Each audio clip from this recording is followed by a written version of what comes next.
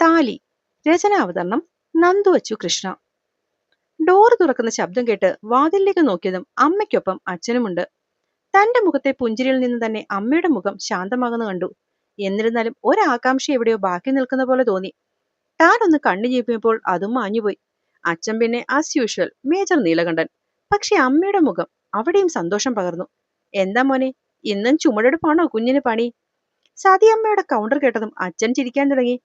അതുവരെ പുഞ്ചിരി വിടർന്നു നിന്ന മുഖം നിസ്സഹായതയിൽ ഒന്ന് ചുളിഞ്ഞു. പെട്ടെന്നൊരു ഗൗരവം എടുത്തണിഞ്ഞുകൊണ്ട് അവൻ അത്യാവശ്യം നന്നായി പുച്ഛിച്ചുകൊണ്ട് അവരെ ഒന്ന് നോക്കി. അതെ, എന്റെ ഭാര്യയെ എടുത്തോണ്ട് പോകുന്ന ഒരു ചുമടെടുപ്പായി എനിക്കിതുവരെ തോന്നിയിട്ടില്ല. പണ്ടാരെങ്കിലും അമ്മയെ എടുത്തോണ്ട് പോയപ്പോ അങ്ങനെ എന്തെങ്കിലും പറഞ്ഞിട്ടുണ്ടെങ്കിൽ അത് വെച്ച് അമ്മ എന്നെ കമ്പയർ ചെയ്യാൻ നിൽക്കല്ലേ. ഓഹോ, അങ്ങനെയാണോ? ഓ, അങ്ങനൊക്കെ തന്നെ. എന്നാൽ ആയിക്കോട്ടെ. ഞാൻ കരുതി പാവ എന്റെ മോൻ അവളെ എടുത്തോണ്ട് പോകാൻ പാടാണെങ്കിൽ വിളിച്ചുണർത്തി എഴുന്നേൽപ്പിക്കാമെന്ന്.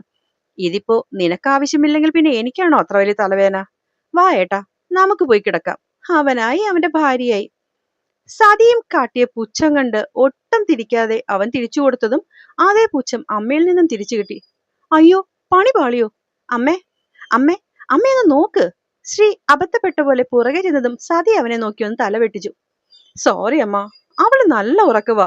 ഒന്ന് വിളിച്ചെഴുന്നേൽപ്പിച്ച് താമ്മ. അമ്മ വിളിച്ച അവള് പെട്ടെന്ന് ഉണരും. പ്ലീസ് മാ.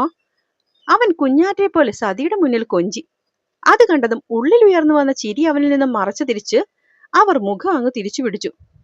ദേവൂട്ടന്റെ സതികൊച്ചി പാവ എന്നെ ഹെൽപ്പ് ചെയ്യില്ലേ? എനിക്കറിയാം എന്റെ അമ്മ എന്നെ ഹെൽപ്പ് ചെയ്യുമെന്ന്. അല്ലേ അമ്മേ? നിഷ്കളങ്കത വാരി വിതറി അവൻ സതിയെ നോക്കി. സോറി, താല്പര്യമില്ല ഹേ. ചിറിയും കൂട്ടി സതി റൂമിലേക്ക് നടന്നു. അച്ചേ. സോറി മോനെ, വലിയ ആറ്റിറ്റ്യൂഡൊക്കെ ഇട്ടതല്ലേ, ഒറ്റയ്ക്ക് ചുമന്നോ?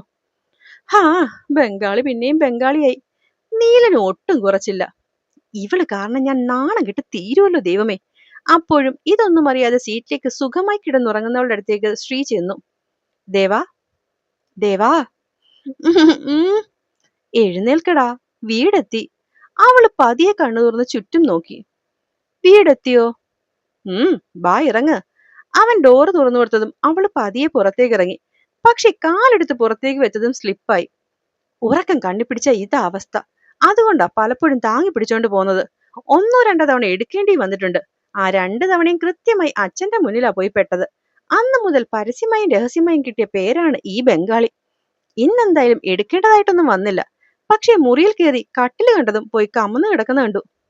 ദേവാ, എഴുന്നേറ്റേ, ഡ്രസ്സ് മാറിയിട്ട് കിടക്ക്. ദേവാ, എന്റെ ദൈവമേ, ഈ പെണ്ണിനെ എന്താ ചെയ്യുക? ബാക്കി എന്ത് കാര്യത്തിലും പെർഫെക്റ്റ് ആണ്. പക്ഷെ ഉറക്കം വന്നാൽ താനി ഭ്രാന്തി. അവളെ നോക്കിയും തലയാട്ടി ബാത്റൂമിൽ കയറിയവൻ തിരിച്ചിറങ്ങുമ്പോൾ കാണുന്നത് കട്ടിലിൽ തൂങ്ങി പിടിച്ചിരിക്കുന്നവളെയാണ്. ആഹാ, കൊള്ളാലോ. അവൻ ടർക്കി ബാൽക്കണിയിൽ കൊണ്ടുപോയി വിരിച്ചിട്ട് അവൾക്കരികിലേക്ക് വന്നിരുന്നു. അത് പ്രതീക്ഷിച്ചിരുന്ന പോലെ അവന്റെ നെഞ്ചിലേക്ക് ചാഞ്ഞിരുന്നവൾ. രോമങ്ങൾക്കിടയിലൂടെ മുഖം പൂഴ്ത്തിയതും ഇമകളിൽ എവിടെയോ മിച്ചമുണ്ടായിരുന്ന ഉറക്കം പയ്യനെ അകന്നുപോയി. ശരീരത്തിലേക്ക് അരിച്ചിറങ്ങുന്ന തണുപ്പിൽ പെണ്ണൊന്നുകൂടി കുറുകി അവനിലേക്ക് പറ്റിച്ചേർന്നതും ശ്രീ അവളെ അതറിഞ്ഞെന്ന പോലെ കെട്ടിപ്പിടിച്ച് അടുത്തേക്കിരുത്തി. എന്തുപറ്റി? ഉറക്കം മതിയായില്ലേ? പിന്നെ വിശക്കുന്നു, അതുകൊണ്ട് ഉറക്കം ഞെട്ടി. കാറിൽ ഉറങ്ങിയിരുന്നെങ്കിൽ നമുക്ക് തട്ടുകടയിൽ പോയി ഫുഡും കഴിച്ചിട്ട് വന്നുകൂടായിരുന്നോ? അതെ, പക്ഷെ എന്റെ ദേവോണ്ണത് പറ്റില്ലല്ലോ. അടക്കി പിടിച്ച ചിരിയവൾ കേൾക്കാതെ അവൻ ഒളിപ്പിച്ചുവെങ്കിലും പെണ്ണതറിഞ്ഞ ആ രോമം മുഴുവനും വലിച്ചെടുത്തു. ഹാവൂ, ദേവൂട്ടാ, പറഞ്ഞിട്ടുണ്ട് ഇങ്ങനെ ചെയ്യരുതെന്ന്. അവളെ അകറ്റിപ്പിടിച്ചവൻ ദേഷ്യപ്പെട്ടതും പെണ്ണ് പിന്നെയും അതൊന്നും ശ്രദ്ധിക്കാതെ അവനോട് പോയി ഒട്ടി. എന്നെ കളിയാക്കിയിട്ടല്ലേ? നുള്ളിയെടുത്ത് കുഞ്ഞൊരു ഉമ്മ കൊടുത്തുകൊണ്ടവൾ ഇടം കണ്ടിട്ടൊന്ന് നോക്കി. കുഞ്ഞാറ്റയ്ക്കൊപ്പം കൂടി നല്ല കള്ളത്തരം കയ്യിലുണ്ട് കേട്ടോ ദേവാ. എന്റെ മോക്ക് കള്ളത്തരമൊന്നുമില്ല. ദേഷ്യം പിടിച്ച് ചുണ്ടും കൂട്ടി പിടിച്ചവളുടെ വിരലുകൾ പിന്നെയും അവന്റെ രോമത്തിലേക്ക് പാഞ്ഞതും അവൻ ആ വിരലിൽ പിടിമുറുക്കി. എനിക്കറിയാം നിന്നെ. എന്തേലും ഒന്ന് പറഞ്ഞ് ഇഷ്ടമായില്ലേ അപ്പൊ എന്റെ രോമത്തിലേക്ക് ഓടും നിന്റെ കൈ. എന്നിട്ടൊരു പിടുത്തമാണ്. ഭഗവാനെ, പ്രാണൻ പോവും. ഇനിയും ചെയ്യും. എന്റെയാണ്. പതിവില്ലാത്തൊരു കുറുമ്പുണ്ടായിരുന്നു അവളുടെ വാക്കുകളിൽ. ശ്രീകുട്ടിയുടെ ലൈഫിൽ വന്ന മാറ്റങ്ങൾ ഏറ്റവും അധികം പ്രതിഫലിക്കുന്നത് ഇപ്പൊ തന്റെ ജീവിതത്തിലാണെന്ന് ഓരോ നിമിഷവും തിരിച്ചറിയുകയായിരുന്നു ശ്രീ. അതിന്റെ ഏറ്റവും വലിയ മാറ്റമാണിപ്പോൾ താനീ കാണുന്നത്. എപ്പോഴും എന്തെങ്കിലുമൊക്കെ ആലോചിച്ച് ഓർമ്മകളിൽ പലപ്പോഴും തന്നെ തന്നെ തേടി നടന്നവളിൽ നിന്നും ഇന്നിപ്പോൾ താൻ കാണുന്നത് ആ പഴയ ദേവയാണ്. പരിചയപ്പെടുത്തുന്ന സമയത്തുണ്ടായിരുന്ന അതേ പെണ്ണ്. അന്ന് തന്നോട് അകൽച്ചയായിട്ടുണ്ടായിരുന്ന ഒഴിച്ചാൽ ബാക്കിയെല്ലാം പഴയ പോലെ തന്നെ ആയിരിക്കുന്നു. തന്റെ പെണ്ണിനുണ്ടായ കുഞ്ഞു കുഞ്ഞു മാറ്റങ്ങളൊക്കെ തനിക്ക് സന്തോഷം തരുന്നതന്നാണ്. അതിലൊന്നാണ് ഇപ്പൊ ഈ കാണുന്നത്. കുറച്ചു കുറുമ്പും വാശിയും ഒക്കെയായി കുഞ്ഞാറ്റയുടെ കുരുത്തം കെട്ട അമ്മയായി മാറിയിട്ടുണ്ട് കുരുപ്പ്. ശ്രീ ഒരു പുഞ്ചിരിയോടെ അവളെ പിന്നെയും നെഞ്ചിലേക്ക് ഒതുക്കി പിടിച്ചു. അവനെ തന്നെ നോക്കിയിരുന്നവളിൽ നിന്നും ആ കുഞ്ഞുമാറ്റം അവൻ ഒളിപ്പിക്കാൻ കഴിഞ്ഞില്ല. ശ്രീയേട്ടാ, ഇപ്പൊ എന്തിനാ ചിരിച്ചേ? അവന്റെ മീശക്കിടയിൽ നിന്നും ചുണ്ടിൽ കുത്തിക്കൊണ്ട് അവൾ കണ്ണു ചുരുക്കി. ഹേയ്, ഞാൻ എന്റെ ദേവയെ പറ്റി ആലോചിച്ചതാ. എന്നെ പറ്റിയോ? എന്താ ഇപ്പൊ ഇത്ര എന്നെ പറ്റി ആലോചിച്ചിരിക്കാൻ?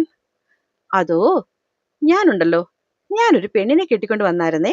ശ്രീ ഇമ്മിണി നീട്ടിക്കൊണ്ട് അവളെ തന്റെ ഒരു കാലിന് മുകളിൽ പിടിച്ചിരുത്തിക്കൊണ്ട് അവൾ നീട്ടിയിരുന്ന കാലിന് മുകളിൽ തന്റെ കാല് വെച്ച് ലോക്കാക്കി.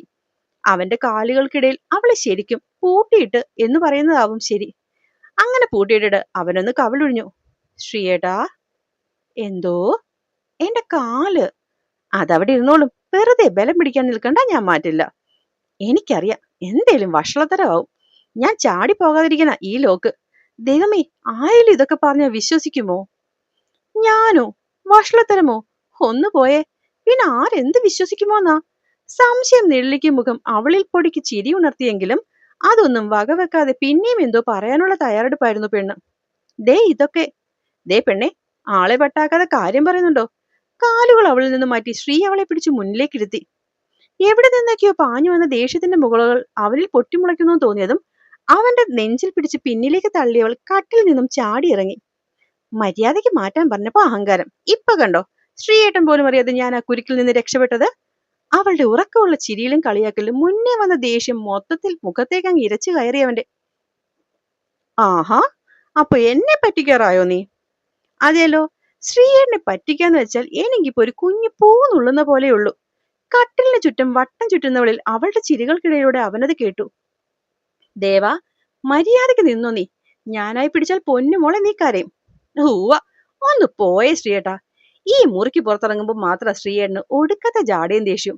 അല്ലാതെ ഇതിനുള്ളിൽ അതും എന്നോട്. ചുമ്മാ ചിരിപ്പിക്കല്ലേ. കക്കട്ടം കെട്ടി ചിരിച്ചുകൊണ്ട് ശ്രീയെ കട്ടിലിന് ചുറ്റും വട്ടം കറക്കുന്നവളിൽ നിന്നും ഒരു നിമിഷം പോലും കണ്ണെടുക്കാതെ ശ്രീയും അവളുടെ കുറുമ്പ് കാണാൻ വേണ്ടി അവളുടെ ഒപ്പം നിന്നു.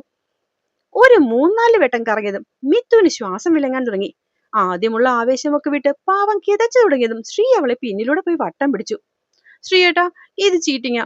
ഞാൻ ക്ഷീണിച്ചോണ്ട് നിന്നതാ. അഴിഞ്ഞു കിടന്ന മുടിയിൽ ഒരു വശത്തൂടെ മുന്നിലേക്കിട്ട് പിൻകഴുത്തിൽ നിശ്വാസം കൊണ്ടൊന്ന് ചുംബിച്ചു വിട്ടവൻ. ആ നിശ്വാസം തീർത്തുപോയ വിറയലാവും അവളുടെ നഖങ്ങൾ അവന്റെ കൈത്തണ്ടിയിൽ തെല്ലൊന്നാഴ്ന്നു. അതിന്റെ നൊമ്പരം അവനിൽ തീർത്തത് കുഞ്ഞൊരു പുഞ്ചിരിയായിരുന്നു. ശ്രീയെ, ബാക്കി വിളിക്കും മുന്നേ അവൻ ആ കഴുത്തിൽ ഒന്നൂതി. ഇപ്പൊ ചിരിക്കേണ്ട എന്റെ ദേവയ്ക്ക്? മൂക്ക് കൊണ്ട് പിൻകഴുത്തിലൂടെ അവൻ വെറുതെ ഒന്ന് ഓടി നടന്നുകൊണ്ട് ചോദിച്ചതും അവൾ അവന്റെ നെഞ്ചിലേക്ക് ചാഞ്ഞു നിന്നു. വിവശയായി കണ്ണടച്ചു നിൽക്കുന്നവൾ അവനിൽ തീർത്തത് പുതിയൊരു വസന്തത്തിന്റെ ആരംഭമായിരുന്നു. താമര മുട്ടുപോലെ കൂമ്പിയടഞ്ഞ മിഴികൾ ഒളിപ്പിക്കുന്നവളെ കണ്ണാടിയിൽ നിമി നേരം നോക്കി നിന്നുപോയി ശ്രീ. എന്റെ ഒരു നിശ്വാസം പോലും നിന്നെ തളർത്താൻ തുടങ്ങിയോ ദേവാ? ചോദിക്കാതിരിക്കാനായില്ല അവന്. സ്ഥാനം മാറിപ്പോകുന്ന കൈവിരലുകൾ വിരൽത്തുമ്പിലൂടെ പോലും മിന്നൽ തീർക്കാൻ തുടങ്ങിയതും ഇടനെഞ്ചിൽ താളം തെറ്റാൻ തുടങ്ങി. അവളുടെ ശരീരം തീർക്കും മാറ്റങ്ങൾ പൂർണ്ണമായും അവനിലും അറിയാൻ തുടങ്ങി. ഇനിയും കുറുമ്പൊന്നും കാണിക്കുന്നില്ലേ ദേവാ നീ? ചുരിദാർ സ്ലിറ്റിനിടയിലൂടെ നൂർന്ന വിരലുകളിലൊന്ന് അവളുടെ കുഞ്ഞു പൊയ്കയിലെ ആഴങ്ങളിൽ പതിയെ വിരലമർത്തിയതും ഏങ്ങിയൊരു ശബ്ദം അറിയാതെ അവളിൽ നിന്നും ഉയർന്നു. പാഞ്ഞു പോകുന്ന വികാരങ്ങൾ അവനിലേക്ക് കൂടുതൽ ചേർത്ത് നിർത്തി. വിവശയായി നിശബ്ദയായി ഒരു വിരൽത്തുമ്പ് കൊണ്ടുപോലും അവനെ തടയാൻ കഴിയാതെ പിന്നെയും അവന്റെ ലാളനകളിൽ ഉള്ളം തുടിച്ചു. ഓരോ കുറുമ്പും മനസ്സാൽ തേടിക്കൊണ്ട് ശ്രീയുടെ മാത്രം ദേവയായി പെണ്ണ്. അപ്പോ അടുത്ത ഭാഗവുമായിട്ട് നമുക്ക് നാളെ തന്നെ കാണാമേ. കഥ ഇഷ്ടമാവുന്നുണ്ടെങ്കിൽ കൂട്ടുകാർ ഒന്ന് സബ്സ്ക്രൈബ് ചെയ്തുകൂടി സപ്പോർട്ട് ചെയ്യണേ. നന്ദി.